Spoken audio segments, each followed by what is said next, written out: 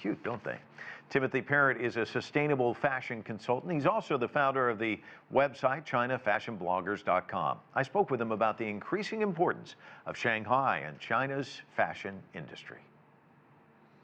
Shanghai Fashion Week is one of the largest fashion platforms in China now.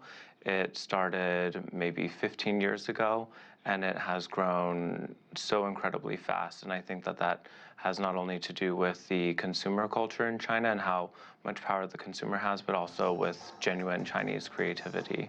Traditional Chinese culture, if you will, merging with kind of these Western elements. People are talking a lot about that. Is that something you're witnessing as well? Sure, there's always this conflation of East and West, even though it may be a little bit trite. It's been happening for decades and maybe even centuries, but the context in which it's happening now is less of an imperialism kind of model. It's more like true collaboration, and I hope that Western brands and Western media and Western consumers really respect what China can bring that's kind of unique to the table. Tracing this march from 2009 to today, and then also starting to develop this online platform to really kind of expose the rest of the world to what's going on. Talk to me about that. So I started my own blog in 2009, but I was just one perspective, and I was very interested to see what everyday Chinese people were wearing. So my focus was really just what we call 老百姓, like the old 100 names are really pedestrian fashion. So I was interested in what people were wearing on the streets, but also I was kind of privy to what was happening in the design industry in terms of like what designers were doing, what they were thinking about, where they were getting their inspiration from.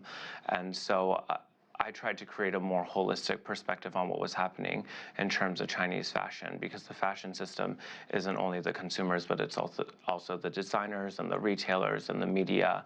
And it's not in a vacuum. It's not in a, China is not just, even though sometimes it is a little bit isolated, it is connected to the rest of the world. So it's incredibly important that we give a voice to Chinese creativity instead of China just being seen as the manufacturing hub of the world. So having watched China Fashion Week, where do you see it going from here?